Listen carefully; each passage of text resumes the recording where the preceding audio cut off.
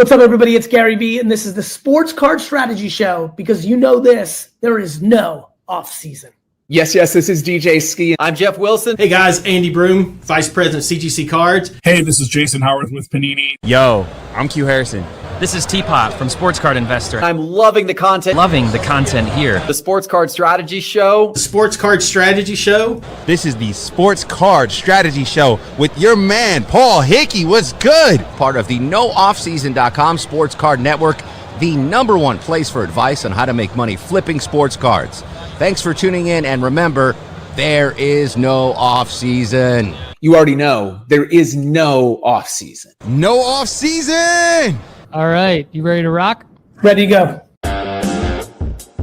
When you get into this game, the reason why you pay someone like Paul Hickey to get your sports card strategy together is because sometimes when you're starting out, you need perspective, you need wisdom, you need insights. And so he's been around the track enough times where he can actually coach you up and guide you. Doesn't mean he's going to take you to the promised land tomorrow, but you now have a coach by your side that can advise and kind of even create these pathways where you can get the education yourself. And that's a lot better than thugging it out on your own. Thugging it out on your own. The kids better buy my rookie card now, because after this year, the price ain't coming down. Welcome in, everybody. I'm your host, Paul Hickey. It's time to sit back, listen, learn, and earn with me on the Sports Card Strategy Show. Lefty McKee, welcome back. How pumped are you to be back, brother? Back in the biz, back in the chair, back in the saddle, however you want to call it.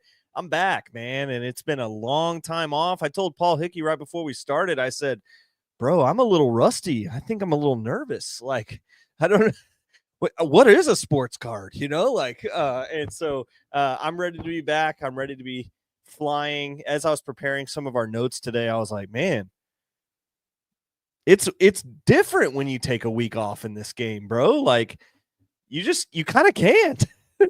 Yeah, you kind of can't. You got to be dialed in all the time. And unlike Rakim, Lefty didn't leave us without a dope beat to step to, because we've been stepping to dope beats without Lefty for the last couple of weeks, but it's good to have him back. Welcome in everyone from the NoOffSeason.com fam. We're happy to have you with us to help you make money flipping sports cards. Guys, are you tracking your sports card profit and loss sheet properly in 2025?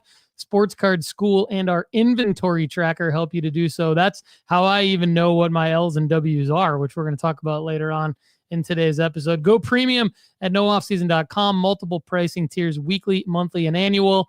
And Lefty, they can save 20% now by using the promo code NOOFFSEASON.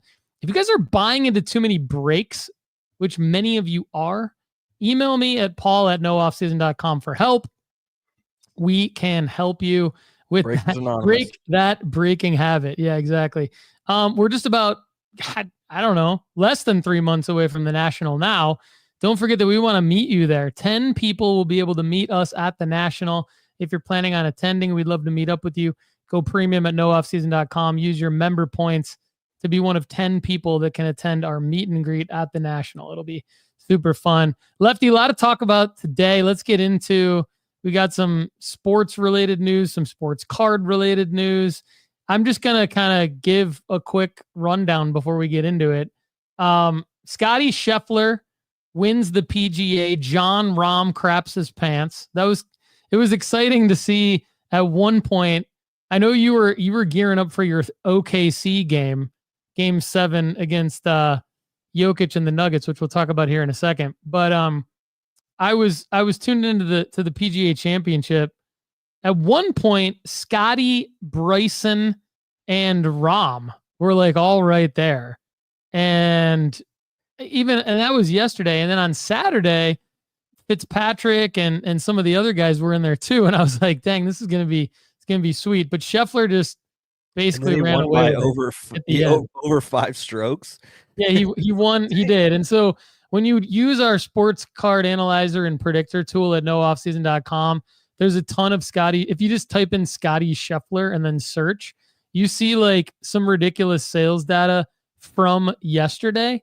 Like, what's weird, I mean, we talk about the Sports Illustrated for Kids cards of guys like Scottie, Rahm, Ludwig, Berg. And I can't even get through that without laughing.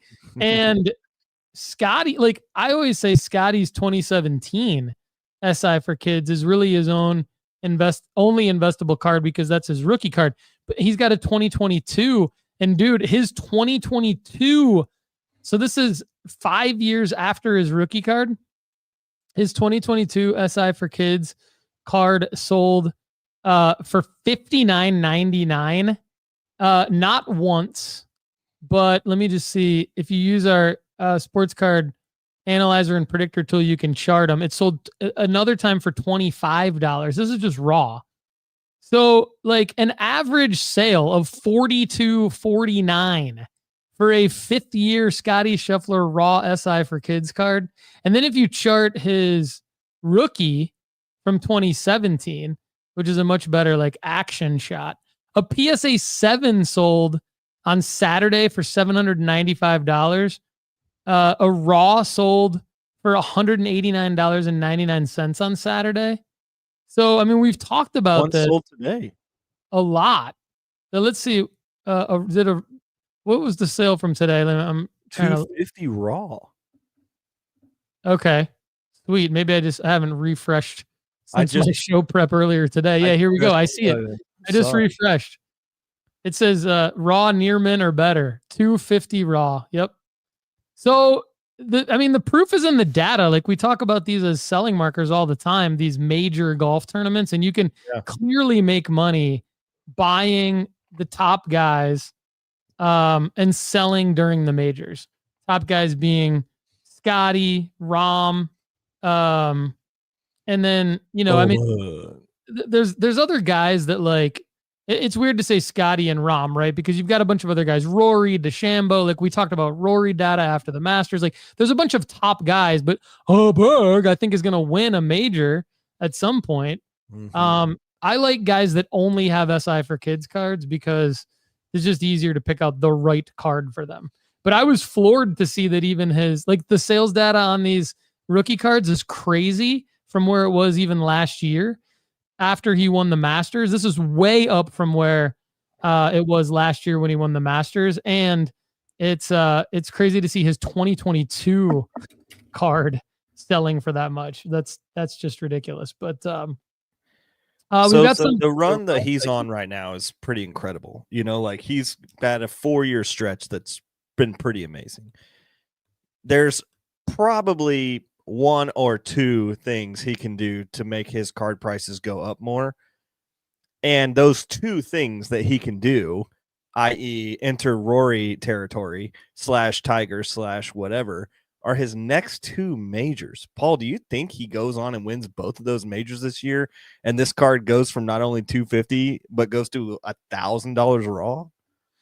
I think it's risky to make that play because you're depending on that happening. Like if you buy in now, I think there's a couple of different scenarios, right? Like if you don't own any Scottie Scheffler, I would go back to like how I'm very conservative and I would say don't buy into Scottie Scheffler right now, thinking that he's on a roll and that he's going to win the next major or 2, which are, I mean, arguably the like 2 bigger ones than the PGA Championship.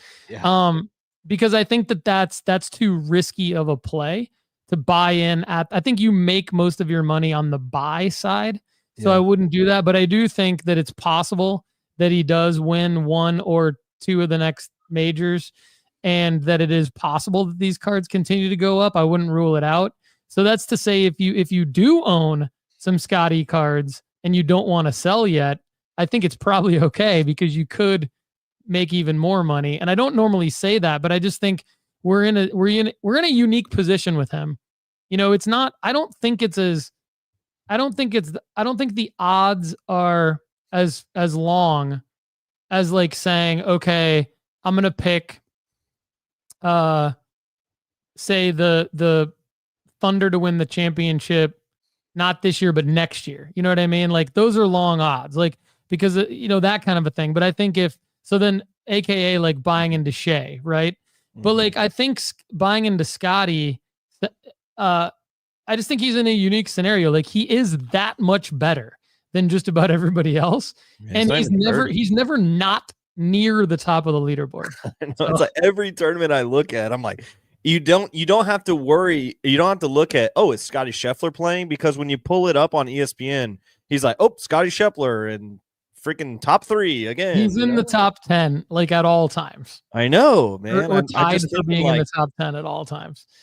So. Is he maybe one of the best 5-year investments? I know we don't talk about that very often, but like, is Scottie, if you are only a 5-year investment window person, is Scottie a good 5-year hold? Scottie is a great 5-year investment to buy after, I would say after July. Okay. To go and buy these SI for Kids 2017 cards. I would stay away from the 2022. I mean, I just don't. I mean, it's great that they're going up in value. Like you can't argue with that data, but I think that there's a higher probability that the 2017 ones maintain value over the long term as his rookie card. And I think the answer is yes, he is one of the best 5-year investments, Lefty, because he only has that one card. Yeah, that's what I'm so saying. You go get that one card, and it's like that's the only one that anyone's ever going to want from Scottie Scheffler. Well, it's 2025 right now, and that's his only card. So even if he comes best out, golfer on the planet right now has an SI for Kids card. That's it. That's it. And so now you're in a situation where even if he signs some Panini exclusive deal or whatever, Fanatics exclusive deal, and they start pumping out these Scottie Scheffler autos and these super fractors and stuff. I mean, yes, those will be valuable, but it's still not the first one. It's not going to be his rookie card. It's just never going to be his rookie card. So this is it, man. The 2017 SI for Kids. And Lefty, I had one that I made money on. I think I probably made $50 or $60 on an already graded flip. Like I think it was last year. And it was a PSA 6, maybe. But some sitting here going, wait a minute, the PSA 7 just sold for what? Like, dang, okay. So yeah, he is a hold. He is a hold. I wouldn't buy into him necessarily until, like I said, after July. But the PSA 7 just sold for $795. I'm like, okay, I know I sold my PSA 6 for less than that. Like a lot less than that. So I'm I definitely learned a lesson there. So take that to school, everybody. And make your decisions accordingly. The problem is there's not a lot of sales data on it. And I think that's why you don't buy in right now. Because if you buy in right now, you're creating a comp that there may not be another comp to supersede that one until you sell yours. So I think that's the problem with it. It's also scary with this card being what it is, because from a raw to grade strategy, these come back all the time as not gradable. How many SI for Kids cards have you sent in that got pushed back to you? I mean, for me, a lot, and then I send them in again, and then they get graded, but it's still frustrating. It is super frustrating. There, some of these that are autoed, I'm like, man, that's kind of a sweet purchase. Yeah. Sheesh. Okay. All right, we got to get let's off give this some before I quick spend live time. chat love. I want to talk real quick about Cooper Flagg, because since we last spoke and since we last had a show, other than the premium pod, there's been some major Cooper Flagg news, obviously, related to the Dallas Mavericks getting the #1 pick. But quick live chat love: Brandon Meisner, Ted Roberts, Sean Red 5 Cards, Terry Anderson. We got some other guys over on Instagram watching via Sports Card Strategy. L. Smith, Karen Bava, V. Bruno, JC Sports Cards, the Michael J. Howls.co. That's our guy, Jake. What up, Jake? 406 Rookie Cards and Card Shark Sports. Hello, everybody. We're all pumped to have Lefty back. Lefty, here's what I kind of wanted to, like, you and I have always said a lot of things related to the NBA draft. And so I kind of want to break it down. Yeah. The NBA draft can be a selling marker, and we'll get to that in a second. The NBA draft can be a buying marker, and we'll get to that in a second. The NBA draft lottery can be a selling marker. And it can be a better selling marker in some cases than the NBA draft, depending on the card. So our friends over at eBay, shout out to a PR company company that does PR for eBay sends me data. And this guy named Joey, got to give mad props to Joey from this PR company. He and I now email each other directly, and I ask him to pull me data. And he pulls me data, which is awesome. It started as him just sending me. It started as me just being on a list that he would send data to. And I've called it hyper relevancy data, right? So we've talked about this before. Yep. And so props to Joey for basically pulling me some data that I actually asked for here related to the NBA draft and the NBA draft lottery. So you've got this in 2023. What I wanted to do is I wanted to understand when I sold my Wembanyama cards, my Wembanyama graded SI for kids cards in May of 2023, when the Spurs won the NBA draft lottery during the NBA playoffs. I wanted to understand. I knew I was happy. I knew I made the right move based on how much profit I made, but I wanted to kind of understand now 2 years later, where are we at with what that data looked like in terms of search volume compared to the NBA draft search volume for Wembanyama, or compared to and trying to look at the NBA draft lottery as a selling marker based on search volume increase prior to the previous week, compared to the previous week, rather, is a better way to say that. And then look at the NBA draft in the same way. Search volume by player name during the NBA draft week compared to the week prior. So what I was able to get from Joey is, after the San Antonio Spurs won the NBA draft lottery and the right to the number 1 overall pick in 2023, searches for Victor Wembanyama collectibles increased more than 460% in eBay in the US and Canada in May 2023 compared to the prior period. Searches for Scoot Henderson, who was in that draft, went up by more than 175%. Searches for Brandon Miller increased by nearly 660%. Searches for Anthony Black went up by 615%. Jarris Walker, who wasn't even really a high pick, searches for his name went up by almost 1,500%. And then I asked him, hey, do you have anything from the 2024 NBA draft lottery period? So May, right? He wasn't able to pull anything from May 2024, but he was able to pull NBA draft search data on June 26th, 2024. And this is a weak-ass NBA draft. Searches for each of the top 5 picks increased at least 500% compared to the prior week. Zachary Risachet over 1,300%.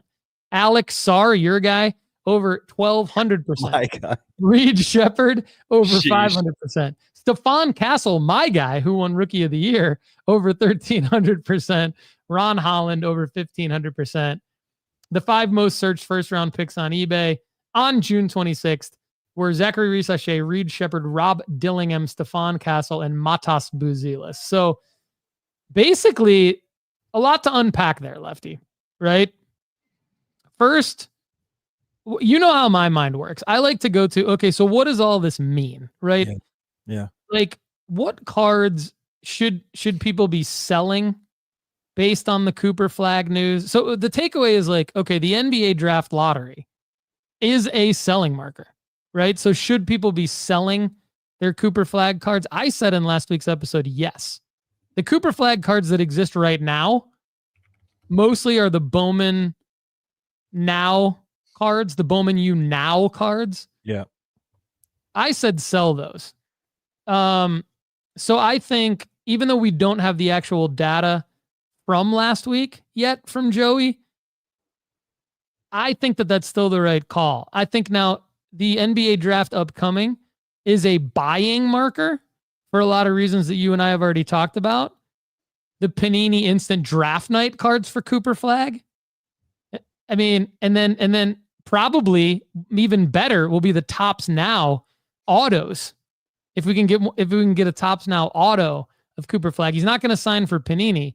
He's only going to sign for Topps. Lefty, where does your mind go from all this analysis here. Immediately, my mind goes to how do I clear up more money?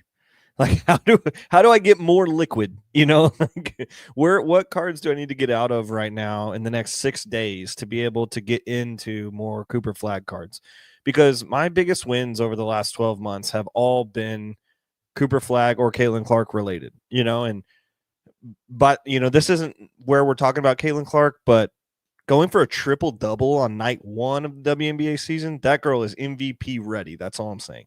But then the Cooper Flagg is going to be he's going to be my Victor Wembanyama that I just pack mule all the way to Valhalla, you know?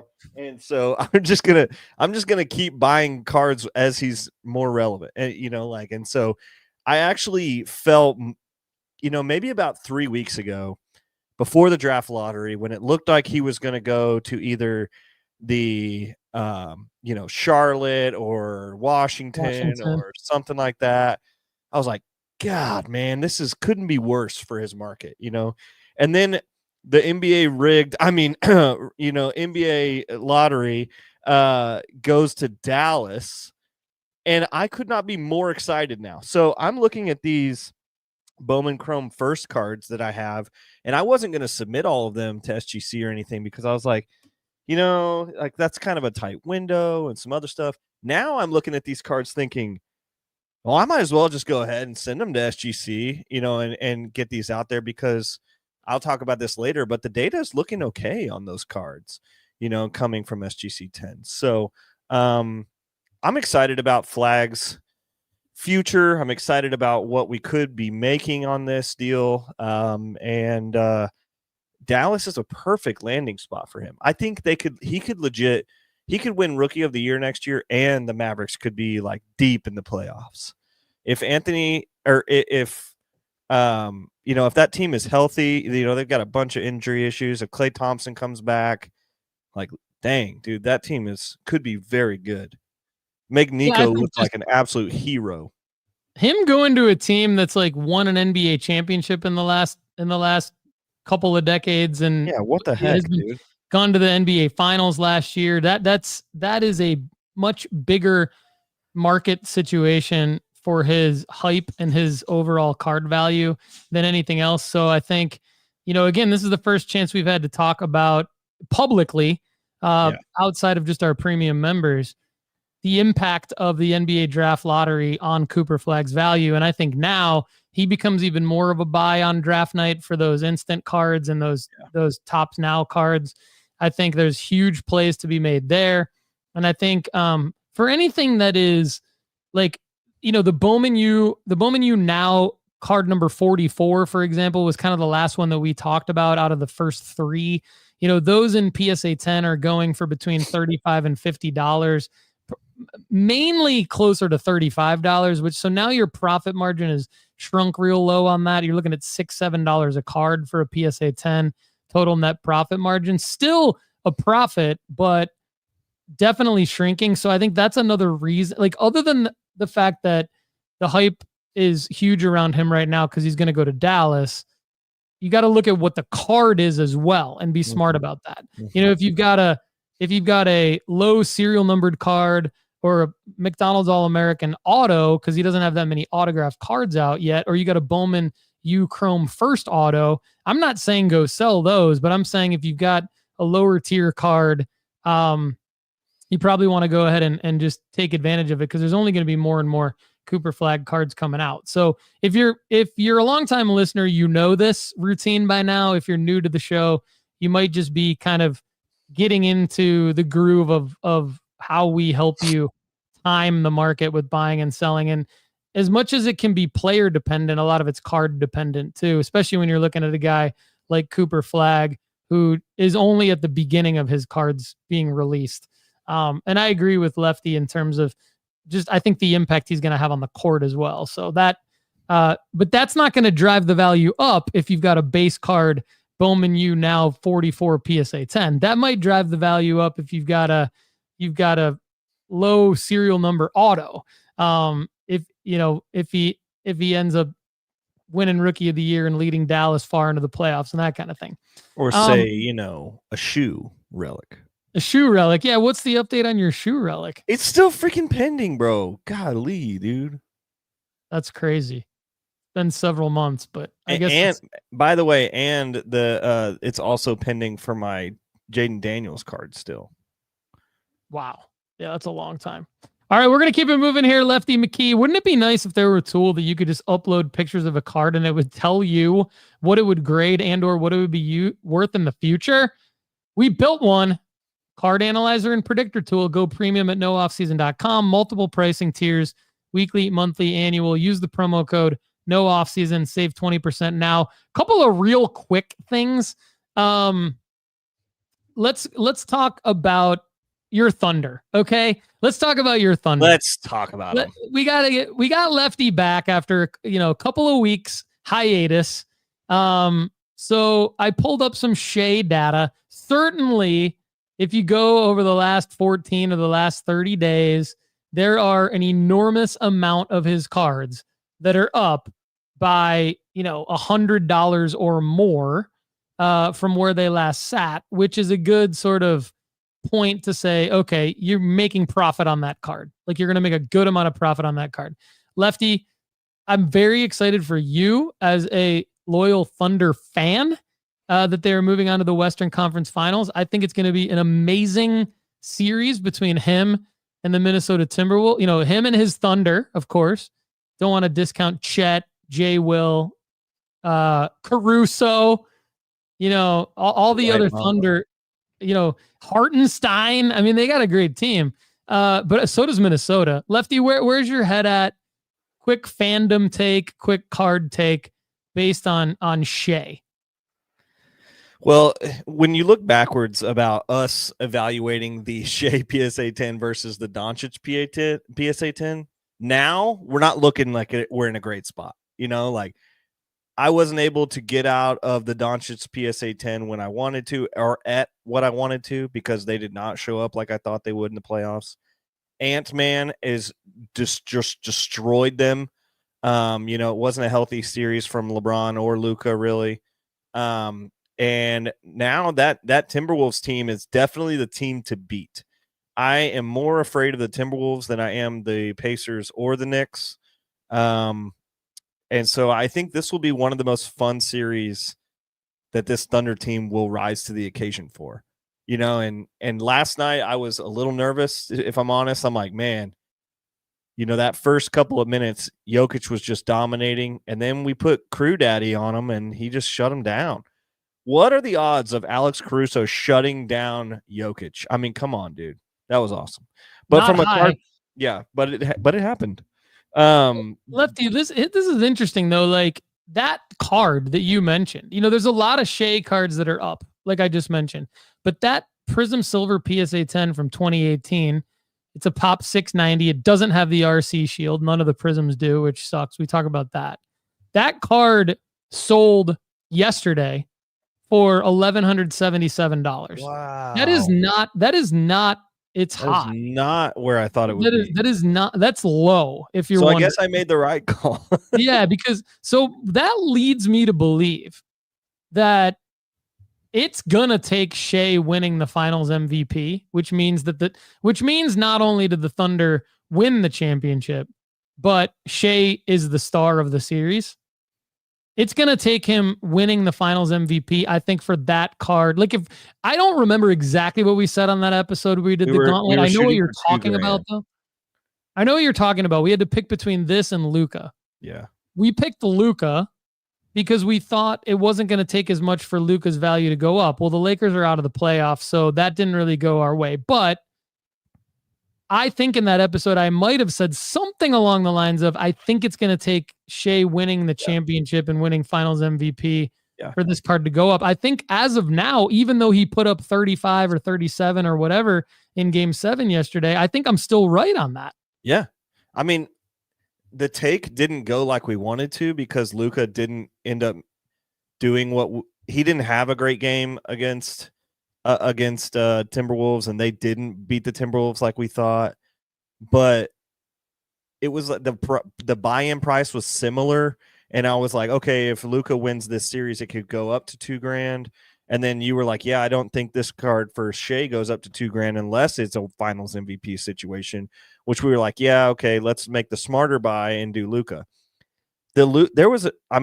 I was planning on talking about this later in the episode anyway, but Luka's card, that card is still selling for like 11 to 13 grand or $1,100 to $1,300. So still right now you can buy in at that same price point and Luka's out. That still seems like it might be a better buy. I think you're right. And here's another interesting thing, just to hit on the other side of the series. Anthony Edwards, his 2020 Prism Silver has always been a card that I've loved and recommended that people flip, buying in at the right time, timing the market, etc. That card is it just sold yesterday for $1,006. That is 4 times easier to find. In other words, so there's 4 times as many Anthony Edwards 2020 Prism Silver PSA 10s as there are Shai Gilgeous-Alexander 2018 Prism Silver PSA 10s. And it's just as valuable price-wise.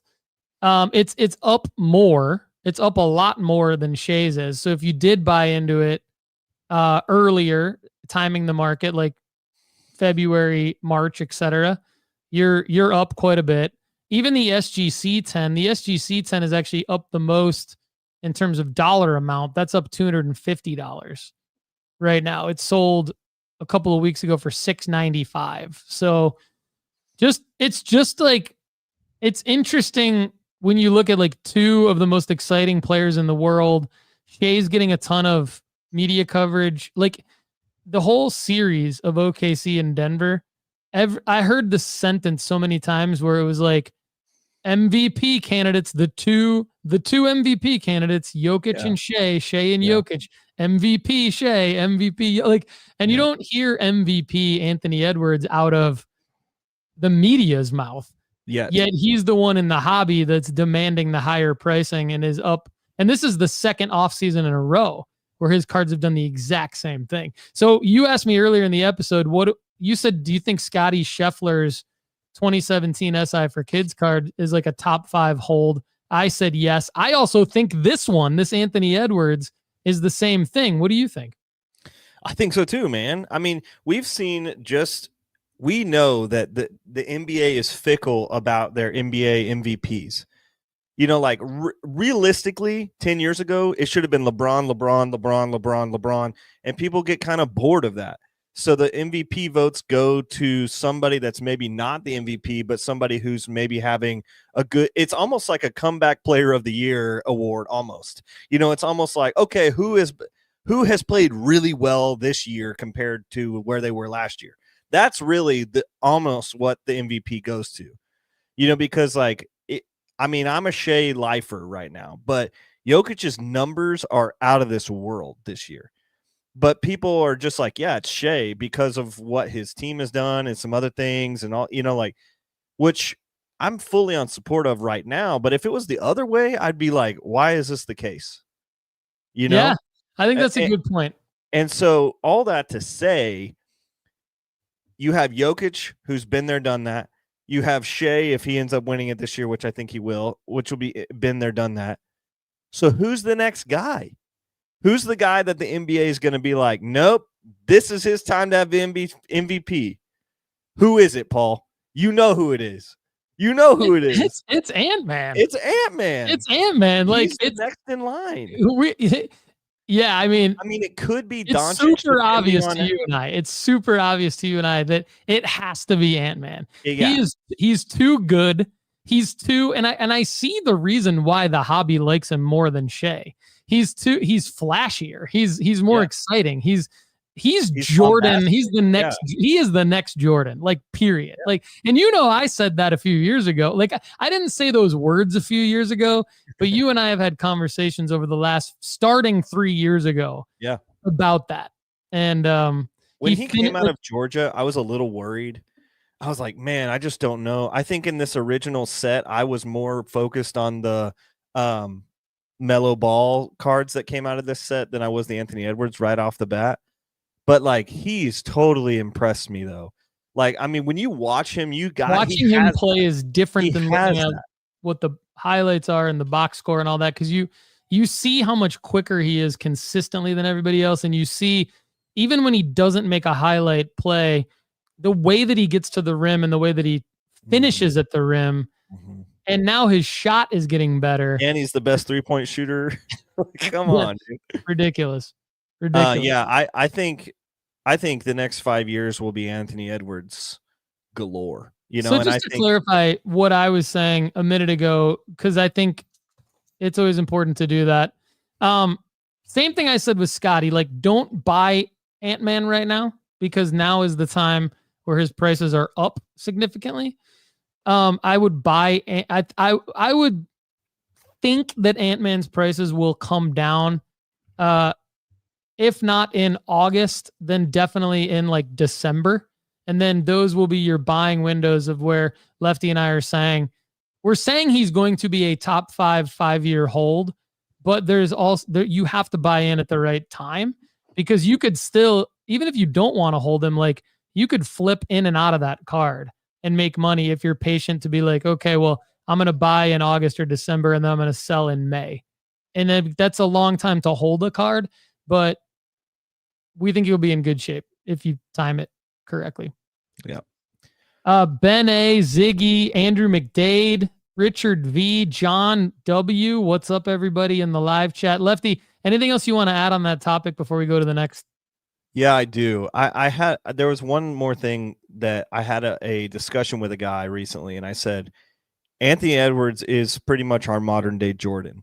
And he said, I see that in the play style, and I think people have said that pretty recently. And to good comparison. The problem is Jordan was a winner. And Anthony Edwards hasn't shown that he can win this year yet. Now, if he beats the Thunder this year and wins this like they go on to win the NBA championship, if that happens, this card goes bananas. And I don't think we will have a buy-in opportunity. Yeah, that's a good point. That's a good point. I'm glad you added that, because like, I mean, if he wins the NBA Finals MVP or even gets to the finals, it could be a situation where his cards don't go down from there, and it's like a Shohei type. Like, I say Shohei meaning, for those of you who to understand the context, like Shohei's pricing doesn't really ever go down. I think Lefty's right. We could get to a point with Anthony Edwards where his pricing doesn't really ever go down if he wins. Like if he like, I don't think there will ever be a graded to graded. I don't think will ever be an opportunity for him if he wins. Yeah, not like it has been this year and last year. I totally agree with you on that. That's a good call. Real quick, some more basketball before we go over to football. Topps Chrome basketball pre-order is out right now, and it looks like the hobby box pre-order and case pre-order is now out of stock. But you can still pre-order mega boxes and value boxes, and you can buy 20 mega sealed in a case. Like, so you could get like a case of the mega boxes. Lefty, this is a fade for me. Like this, I mean, most sealed wax is a fade. Most singles coming out of releases right away are not necessarily a fade, but at least a wait. But I think this is a full fade. Like, I think the rookie class is weak. You know, it doesn't mean that I don't like some people's games. You know, it doesn't mean I don't like Stephon Castle's game. It doesn't mean I don't like Buzelis's game or Reed Shepherd's game. Like, there's a lot of people's games I like in this rookie class, but it is not a hobby rookie class. Like, this is not going to be a rookie class that anyone in the hobby really cares about. I don't think. You know, Rob Dillingham could light the world on fire at some point based on his talent level, or he could never play an NBA game. Like, it's just a weird rookie class. The other thing is they still look like they're in their practice uniform pajamas because it's unlicensed. I think that there's going to be some people going berserk over this because it's Topps Chrome basketball, but it's a fade for me. What do you think? Yeah, I think I'm interested to see what happens with the Giannis trade that we're going to talk about in a minute. But if he does go back to the Spurs, or if he goes to the Spurs and Reed Shepherd goes to the Bucks, I could see Reed Shepherd being somebody of worth because his cards are so low right now. He wouldn't have to do very much. But with this being unlicensed, we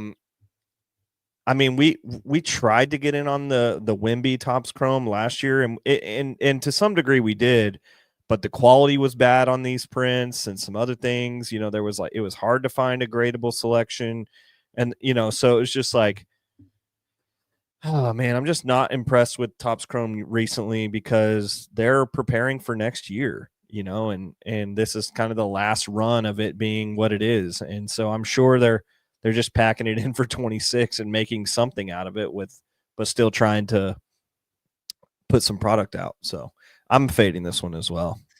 I am interested to know what you think about the next thing though. Yeah, I'm very interested to know about this.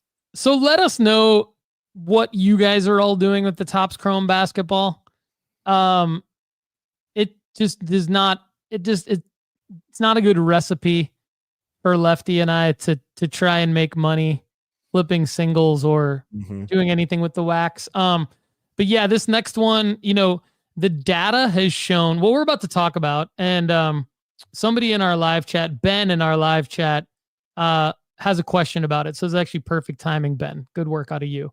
Panini Instant RPS First Look Football. Okay, we knew this was coming.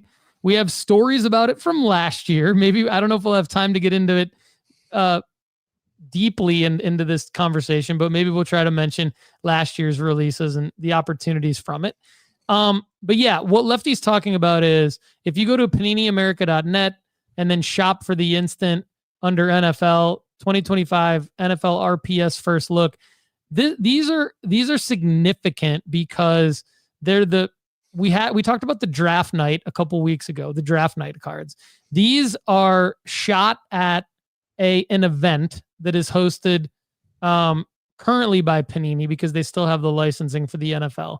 So the NFLPA actually technically hosts the event, but Panini, it's the media's first opportunity, and Panini like technically being part of the media, it's the media's first opportunity to get like action photos, interviews, autographs, things like that from the rookie class.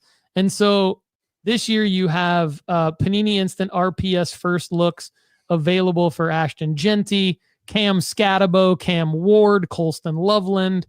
You've got Dylan Gabriel. You've got our guy Shedeur Sanders, of course. I think the biggest question is going to be around, do you buy into any of these guys, especially Shedeur Sanders? You've got Jalen Milroe in here. There are autographs, but there are also you got Jackson Dart, some cool action shots. They don't look cheesy. They look like pretty cool action shots. These cards are significant because they do sell well, and they do sell well raw, and they do sell well in PSA 10. And it doesn't have to be anything other than the base card for you to make money on these. So these are definitely a play. I think it would be foolish for me to tell all of you to fade these. I think, and the data always says that these do well because of the low buy-in point, Lefty. The buy-in point is still going to be, if you get a grenade, you're going to be under $5 a card. And so you're going to do well on these. The potential problem is the timing of when you would get these cards. And last year I ordered an F ton of these. Now Caleb Williams and Jaden Daniels were not at the rookie premiere, so they didn't have these cards. And neither was Bo Nix, by the way.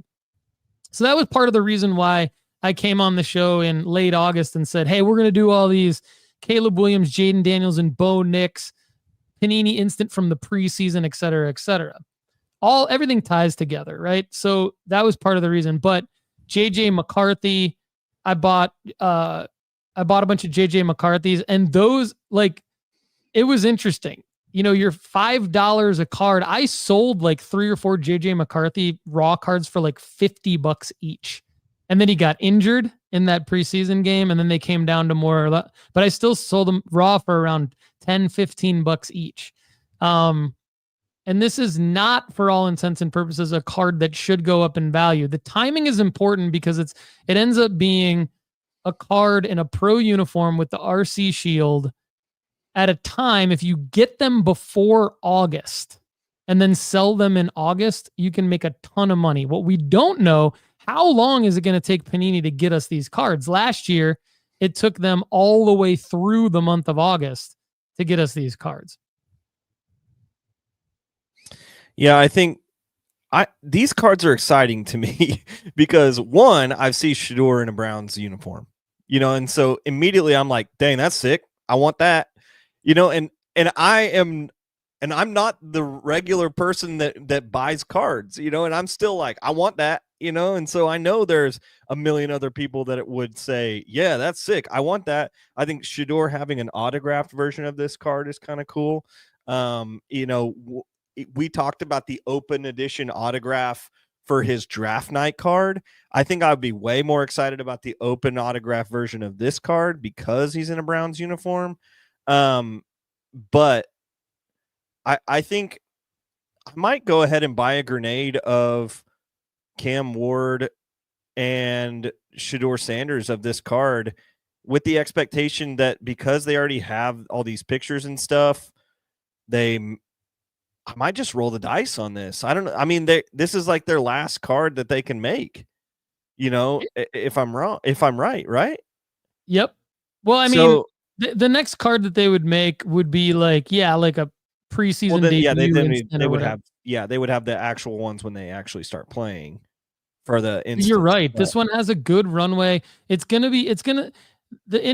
good thing about these cards is they will still outsell the preseason debut stuff and all that, because everything you said, the action shot, the photo, the design of the card is cleaner. What ends up sucking sometimes about the Panini Instant, like preseason debut and regular season debut cards, is that the action shot can be weird, and then there's like too much font and text, too many words explaining the moment that nobody really cares about. The design isn't as good. So here's my recommendation. I think all of you listening should buy at least one grenade of the two cards that Lefty talked about, the Shedeur base and the Cam Ward base. I would even throw Jackson Dart in there. Yeah, that's what my question was going to be. I was going to give you a couple names, and I wanted you to be yes or no on them. You ready? Yeah, go for it. Okay, I was going to say Jackson Dart. I'll say yes to Jackson Dart. Tyler Shogun. I will say no to him. I just am not a believer. Even though Derek Carr retired? Yeah, I just think, I mean, it's a rapid fire, so we can leave it at a no, and then maybe take up the conversation at another time. You're right. You're right. Okay, Travis Hunter. Yes. Okay. 100% yes. Quinn Ewers. No. Tetaroa McClain. No, but that dude's got some juice. Real quick sidebar. He is Panini exclusive autograph now. So base no on Tetaroa McMillan, but autograph potentially. Maybe. Autograph potentially. Yeah. Okay. Riley Leonard. No. All right, let's see. I had one more. Who was it? Well, I need to know Matthew Golden first off. Ooh. Auto. Yes to the auto, no to the auto, base. yes. Okay. Kyle McCord. No. Okay. What's McCord? How much is McCord's auto? See, some of these can be tricky because if you get $29. Yeah, see, I actually kind of like that. I did not realize they were that cheap. See, that's the cool thing about these RPS first looks. And our guy Andy Kaysen is really good at this too, by the way. So shout out to Football Card Quest. Andy and Carter are really good at picking the guys that you should buy autos of these guys. And so I think McMillan and any auto that's like under $50 of like a top guy, like a top pick or a guy with some juice that could, like a quarterback that could slide in somewhere like McCord, for example, can be interesting. You know, it's interesting scenarios. So go to nooffseason.com/ask. Ask us for the premium pod if you have like a specific player that we haven't talked about. Riley Leonard for the Colts. Base auto out of 99. Maybe Riley Leonard auto. Maybe. I got 2 more. Okay, go ahead. Ashton Genty. Ooh, yeah. Yeah, I think a grenade of him. I think you throw him in there. Cam Scatabo. No, auto maybe. Yeah, auto. There is no auto of Cam. No auto of Cam, then I would just fade Cam.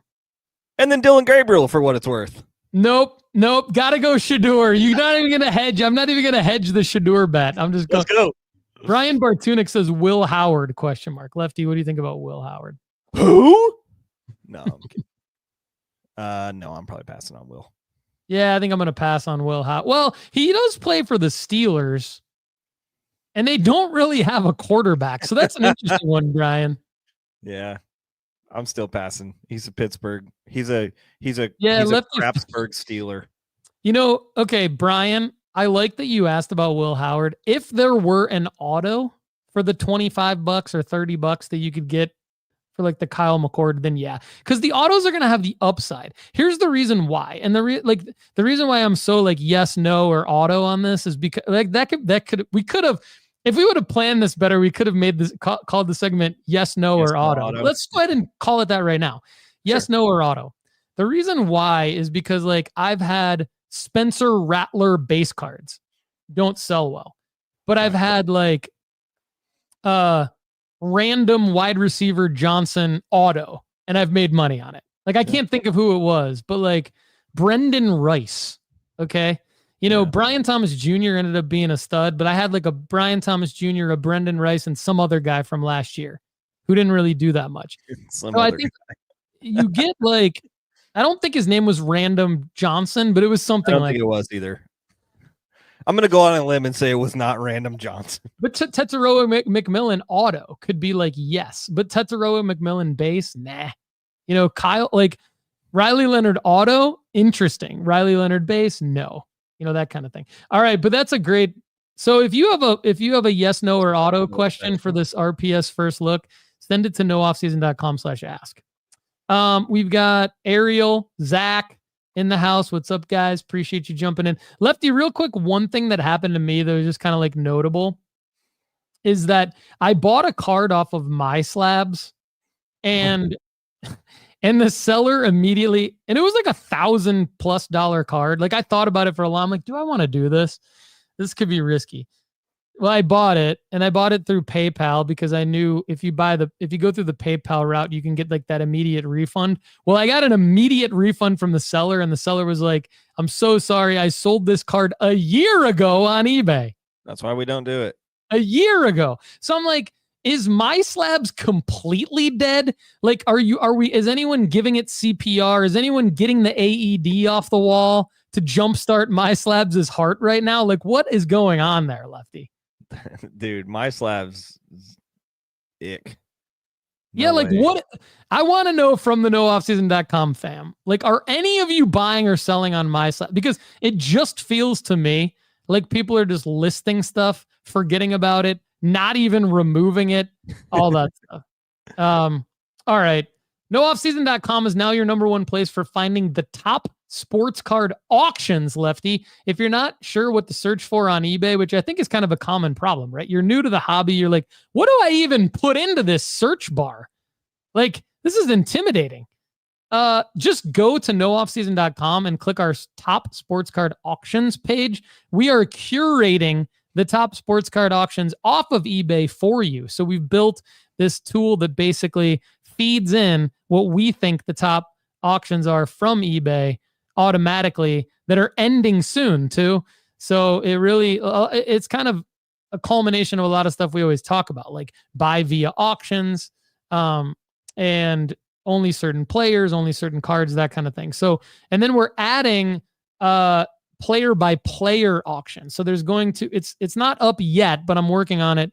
Probably later this week, there's going to be a drop down menu on the pages on nooffseason.com where you can select a player from the drop down menu, and it's going to take you to that player's top auctions ending soon. If you're confused by grading your cards with PSA, grade with us at nooffseason.com. Send us your cards. We do the hard part and save you money. In light of PSA now taking 65 or more days for the bulk value submissions, and many of you wanting to make plays on the NFL draft print on demand cards, the RPS first look cards like we just talked about, the NBA draft coming up in June, nooffseason.com is now offering CGC, SGC, and Beckett in addition to PSA. When you grade with us, just select grading company on the form, and we do the rest. We track your gem rate for you. Okay, now we're going to get into the rest of the meat and potatoes on today's show. What's up, SSI and Johnny Cashville? We see you in the live chat. Good to see you guys. Raw to grade formula rankings data is now updated in real time. It's now updated in real time. I got a text from Lefty before, like I launched this morning, did a lot of work on it over the last couple of weeks. Sports card rankings, raw to grade data, all of it is now updated in real time. So sometimes you might see loading or you might see some value in one of the cells. That's just because it's updating it in real time. Keep refreshing and you will see the proper numbers. But that, I think, is a game changer because we've been updating it consistently, but it's been manual. Well, now it's a feed in. And so if the other thing I wanted to mention is if you see zeros after the data has loaded in, then that means that there has not been a sale of that card in the last 30 days. So just maybe fade that one for now, if that makes sense. Because I didn't want to remove it. Cost is a zero. If the target cost is a zero, maybe just fade that one. You know what I mean? Yeah, because it's gonna be misleading on the ROI. If the target cost is a zero, it's gonna show a higher ROI. But I didn't want to remove that or do anything weird with it. So I just it says that on the page. But I know a lot of people don't read or don't want to read. So figured I can't read. Make an announcement. So.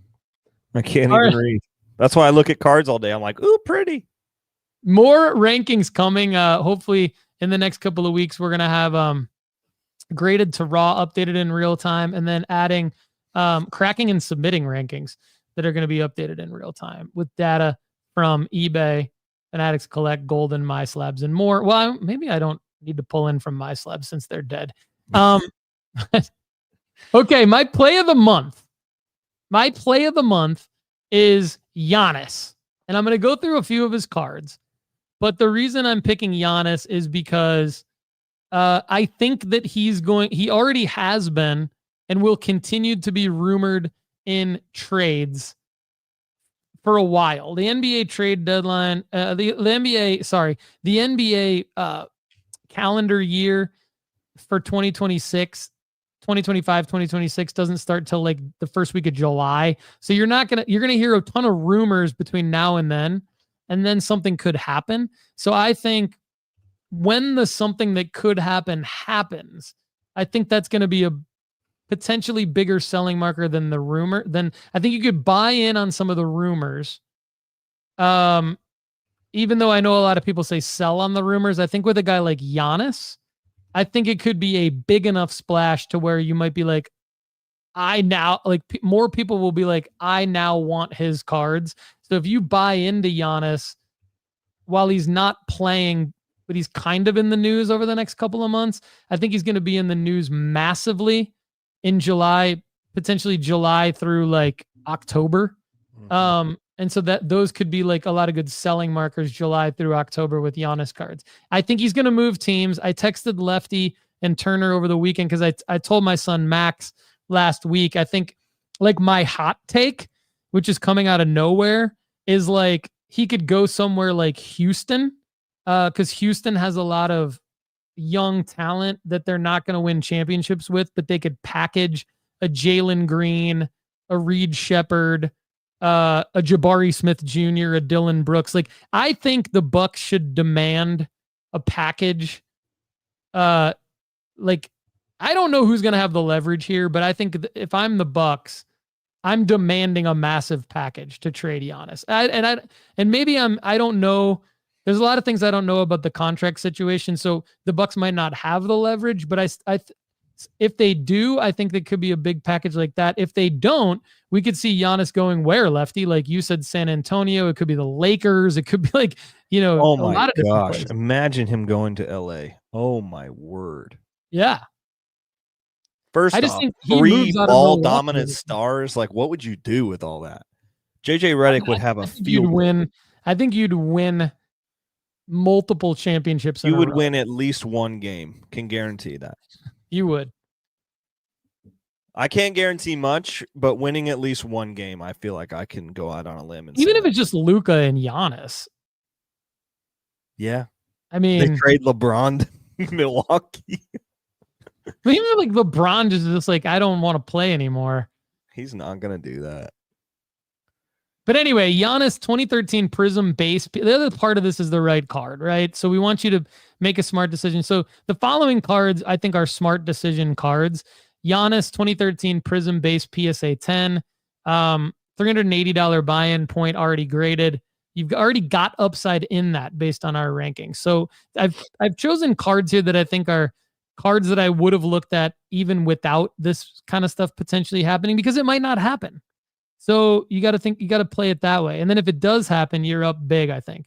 His 2013 Hoops base PSA 10, just the base, $124 buy-in point. You make 13%. And then there's a couple that you're kind of like breaking even on where it's a little bit more of a risk, but you're playing more of the odds of like, hey, something's going to happen. This would be the gold Hoops version in PSA 10 from 2013, $360 buy-in point, or the select 2013 PSA 10 for 203. My number one choice is the Prism base PS. It's just Prism base PSA 10 290, $380, 6% built-in ROI, even without a trade or team movement or whatever. That's the one I'm going with. The other thing I like is I've talked about this a lot recently, and I'm going to be adding it to the rankings, but it's going to be this crack and submit to a different grading company type rankings. And Giannis's PSA 9 of his 2013 base Panini. So it's just the Panini card. 2013 Panini 194 base in PSA 9. It's a Pop 2000, $49 or between $45 and $50 buy-in point. In a BGS 9.5, the last sale was $110. So it's more than doubling. And then in an SGC 9.5, which is not even a gem mint grade, it's a mint plus grade, it's a $68 card. So there's margin there. And then in an SGC 10, the last sale was a long time ago, but $110. So I would, if you could find a PSA 9 of that card, and there's 2,000 of them, and if you could find it for around $50, I would crack it and submit it to SGC. Because if it gets a 9, it's a $50 card. If it gets a 9.5, it's a $70 card. And if it gets a SGC 10, it's a $110 card. So the more of that play that you can make a lot of money. You might not be able to make that play a lot because there's only 2,000 of them, but I think you could at least make it once. So I think there's Giannis plays to be made. Lefty, over to you for your play of the month. Yeah, I like the Giannis play. I think my brain first went to, after I saw some of your data in here, my brain first went to Fox plays, but I think I'll save that for another episode because I do think he ends up being a Spur. I think they're moving on from Popovich and they need something fresh there, and I think they're going to try to maximize the Wemby window, and why not try to put Giannis on that team? I mean, they have the capital to be able to do that. They have the cap space. If you're the Spurs and you're not trying to put Giannis on that team, that I don't even know how you would guard that from a defensive standpoint. Like, what do you do? You hope Giannis shoots a 3 and then you send 3 guys to block out Wemby? Like, then Fox is just standing there. I don't know. I don't know how. The Spurs have the trade. I'm glad you made a good point. The Spurs also have the assets to trade for Giannis. Yeah. Without giving up Wemby or Fox. They have all he should be a Spur next week. I think Castle would be gone. I think of a bunch of other crap and draft picks would be gone. But I mean, if you're keeping Wemby and Fox and you're adding Giannis, done deal. Yeah. I think, that's what I'm saying. Done. So I think Fox could have some move on that as well, especially because his pick and roll numbers will be insane with both of those dudes on the floor. But my guy that I'm interested in also has been eliminated from the playoffs. The guy that impressed me so much in the first round, and I loved watching this series against the Celtics and the Magic, was Paolo Banchero. I mean, when you look at Paolo, you can tell he's just on the cusp of being a superstar in the NBA, if not already. And he just needs a couple more pieces around him to be him and Cole Anthony went crazy. And so if he actually had some pieces around him that were legit, other than the Wagners, they have some teammates that are good, and they have some role players that are good. I think they need one more star on that team, and if they do, the East I think is up for the taking. The Paolo Banchero 2022 Prism Silver here is a $48 buy-in price as a raw. And the raw to grade here at a 44% return. I think the PSA 9 going for $55, and that's a wash more or less. But then that $338 PSA 10 price is really good. I like the Paolo Banchero raw to grade strategy. And then other guys I'm looking at, I think it's a Luka and LeBron summer for me. We've talked about LeBron being super, super investable over the next future years. He's another one of those 5-year guys potentially that could be just insane valuable in a couple of years. I think he's one of the most, and I think you agree with this because I think you've said it recently, one of the most undervalued cards in the game is just LeBron, because people love to hate on him, but when he's done, I think he'll ride off into the sunset like some massive superhero. And then Luka, we talked about this earlier in the episode, but I bought that card at $1,300 a month ago. Another card, he's out of the playoffs, and $1,325 was the second to last sold earlier this week. So this card didn't even drop. I mean, it was selling for like $1,600, and I was waiting for the 2,000 to get out. But the fact that I can still buy in at around 1,000, 1,100. I've been bidding on this card, hoping one would fall to me for about 900, because if I can double down on this card and get one at 900, so then my overall value for the two is around 1,100, I'm going to feel really, really confident going into the fall that these Luka cards are going to be a big sell for me. So I'm interested in a graded to graded. I know this is a raw to graded standpoint, but I would love to find some other Luka cards. And then football wise, CJ Stroud is what I've been picking up a lot of. And I'm very curious about Bo Nix. Turner and I have been trying to just make smart buys on a raw to grade Caleb Williams or JJ McCarthy downtown. Have not been able to get the price points that we want there, but those are some guys that I'm interested in. Good stuff. I love all of that. First of all, I think Paolo Banchero Prism Silver, I would be all over that if I hadn't already limited myself to five athletes this year. But I love that. LeBron, yes, I think anything LeBron non-upper deck, unless it's a LeBron auto, I would be into. So tops for sure. Even there's some Fleer stuff for LeBron rookies. There's probably even some serial numbered or short printed LeBron non-rookie stuff that, from Panini that makes sense to look at. Stroud is I hope a bounce back where his value would then go up in September and October. And interesting, I would probably also be looking at guys like Nix, McCarthy, and Williams, great raw to grade. I would probably be looking at their downtowns and their kabooms raw to grade right now. If I hadn't limited myself to going super narrow this year. If you like the content on this show and want more, go premium at nooffseason.com now. Get unlimited advice answered on our Friday podcast for premium members called the Premium Pod. Go premium at nooffseason.com. Multiple pricing tiers, weekly, monthly, and annual. Use the promo code NOOFFSEASON to save 20% now. Okay, real quick, our L's from the past month. Mine was a Michael Jordan 1985 Star Basketball. I've talked about it on this show before, but I'll bring up because I just sold it. I decided I would sell it. It was a BGS 7. I paid $13.50 for it total, all in, including grading. I was initially bought it as a BGS 7 for less than that at a card show. Cracked, graded at PSA, and got a 4 due to the surface. I sold it for $1,100. After fees, it was nearly a $400 loss. So lesson learned there is, and this is not the only time this has happened to me, where BGS can be 2 to 3 full grades higher than PSA. And so that's part of the reason why I've started to look at flipping that strategy around and going PSA 9 over to BGS based on the cost. So trying to learn from the L's, but my goal is that's going to be my biggest L of the year. So hopefully that is the case. I almost cracked it and sent it back to BGS.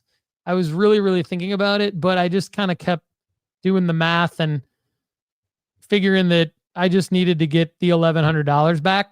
And so that's what I did. Lefty, what's your L from the past month here? Dude, if I'm honest, I was so afraid that this was I didn't want this segment to eventually come, because this has been a hard month for me in sports cards.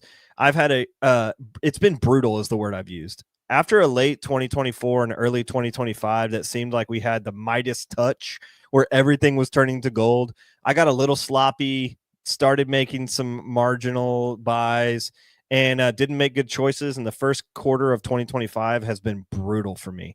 I've lost a lot of money on trying to go back to the well on Caitlin Clark. I've lost a lot of money trying to go back to the well on just some marginal plays that, I thought I was making good buys on raw to grade purchases.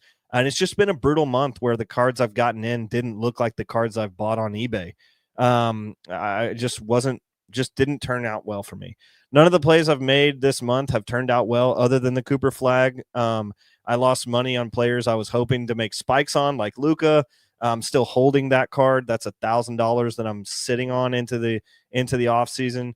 I sold some cards way too early. I sold the Anthony Edwards PSA 10 before the series with the Lakers because I thought that the Lakers would kill the Timberwolves. And so I had a Prism Silver 10 that now if he wins, I'm going to absolutely die because I sold it for $800, and that could be a freaking super valuable card in a couple of weeks. And then I got burned on some bad raw purchases. I've been left licking my wounds after the last couple of months, and I'm looking forward to the raw to grade plays with the WNBA and the NFL draft. I just bought some more of those first to the market looks. I bought them while we were talking about them. I ended up buying 5 different players there. So I'm looking for those to kind of pick me up later in the year. But right now I need to get out of a slump for sure. Yeah. Yeah, that's tough. I mean, every month can't be a great month. So you'll bounce back. And like you said, it's coming after winning for a long time. So you got it. Thanks for sharing your L's there for sure. And BTS Dance Studio, Ryan Painter, Hector, and awesome plays in the house. Good to see all of you guys. Thanks for chiming in the live chat. Are you ready to start grading your cards? CGC Cards is the perfect place to slab your favorite sports cards. From their crystal clear holders to their affordable pricing, CGC Cards is the perfect stop for your grading needs. Go to cgccards.com to start grading today. Lefty, my W of the month actually was Caitlin Clark rated rookie retro. I like that card. Thank you. I wish I knew about this card when it actually came out at like its low, I wish I could have bought multiple grenades of this card. I would have, same. But I didn't know about it. And so I saw it later on in my research. I talked about it on this show when I bought into them. But basically what I did was I bought 8 BGS 9.5s with no subgrades. And I bought 6 raw. So out of the BGS 9.5s that I cracked, I did get 5 10s. I did get 3 9s. Out of the 6 raw, I only got 4 9s and 2 8s. However, because of the 10s, and this is why we recommend whenever possible the bulk purchasing of a raw to grade play, because we know you're not going to get all 10s. Whenever possible, do that. I still made nearly $400 profit, just under $400 total profit after fees and everything. So I was happy with that. Now, in hindsight, I would have not bought any of the raw, and I would have only bought the BGS 9.5. So maybe moving forward with a card that's in that $50 to $60 range for a BGS 9.5, that's a ultra modern card that just came out.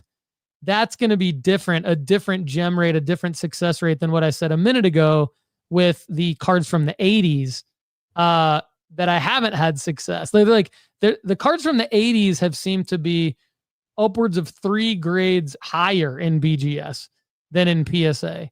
But the cards that are ultra modern, like this Caitlin Clark rated rookie retro, Panini, it was a Panini instant. So it was a print on demand. It never got in packs or anything like that.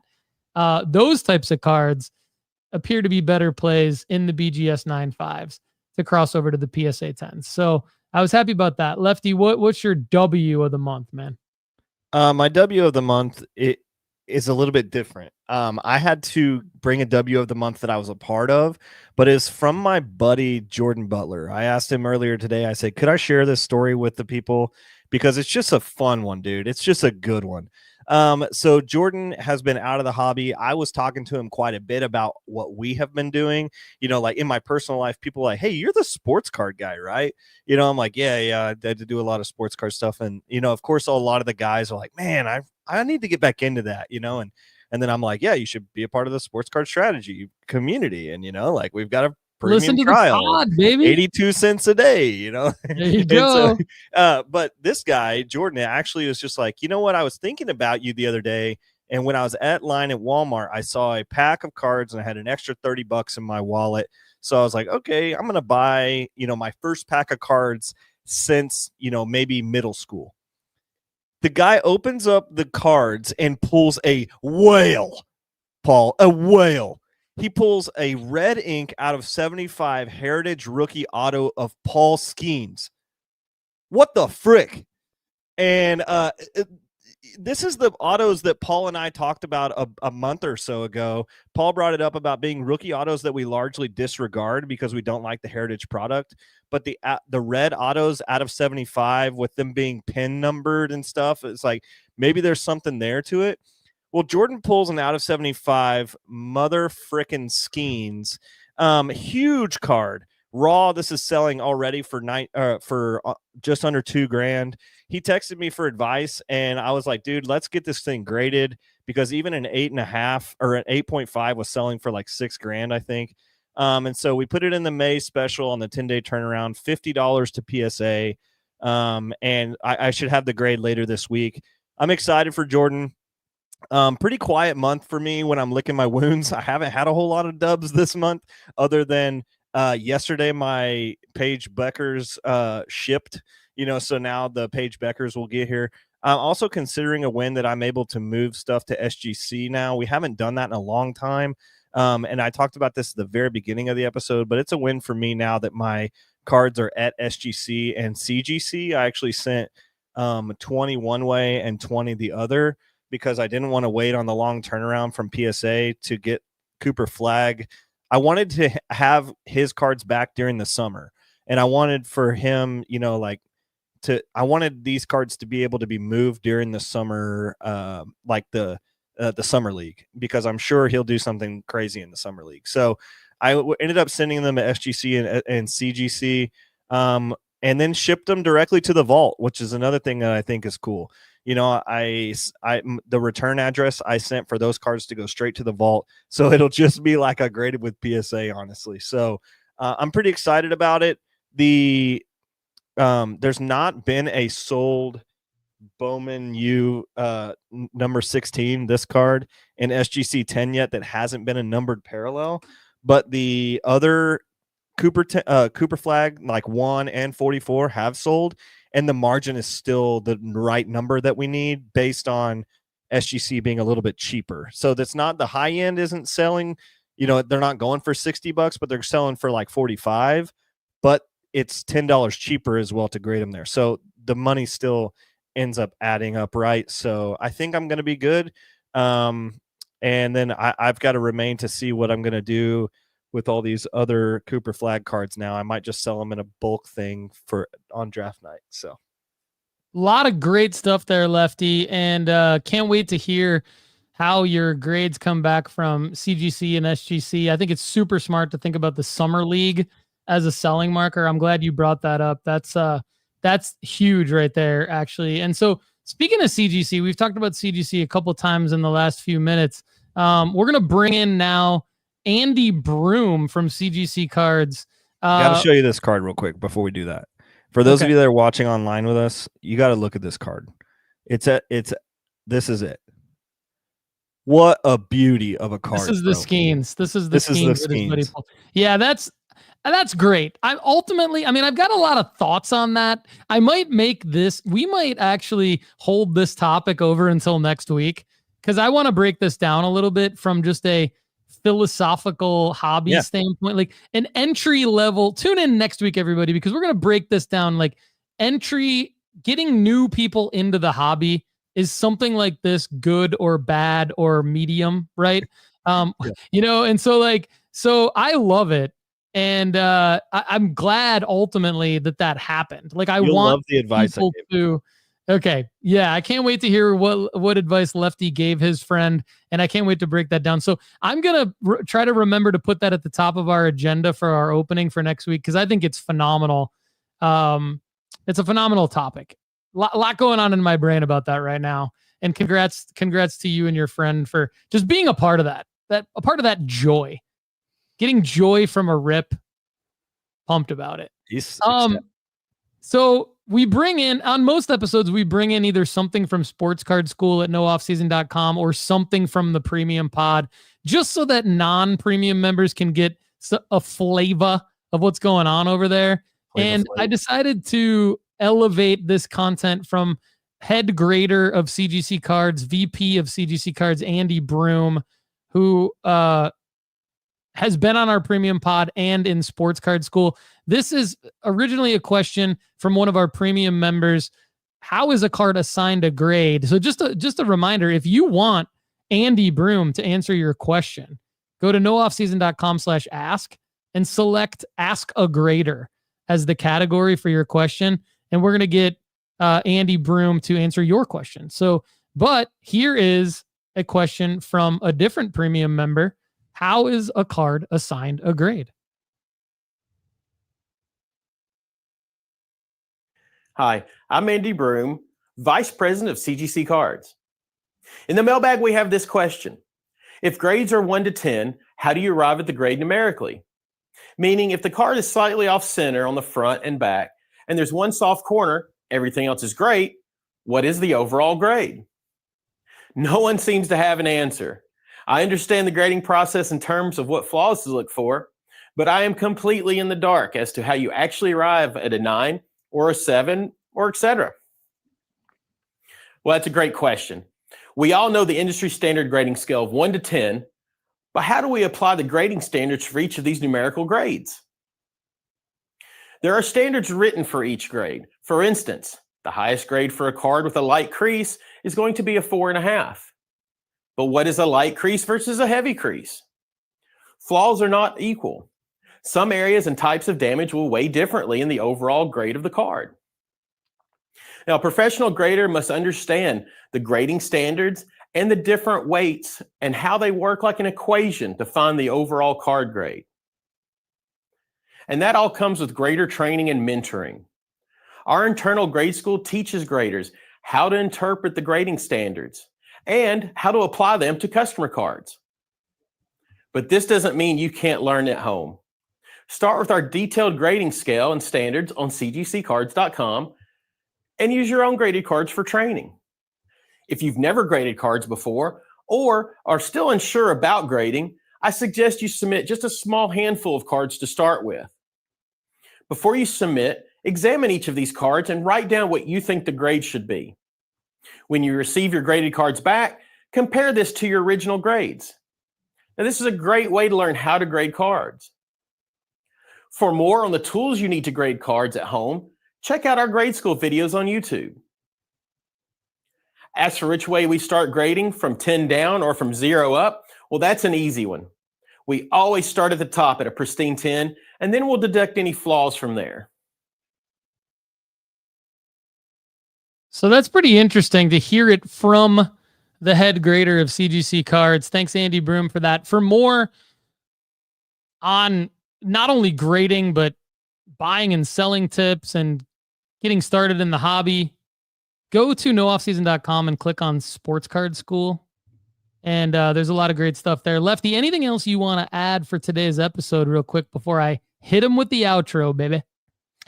No, I'm pretty excited. I'm looking forward to what to do with these Paige Beckers cards. If I send them to PSA like the long hole, or do I just do SGC like we've been talking about? We should remain to be seen next week. I'll talk about it.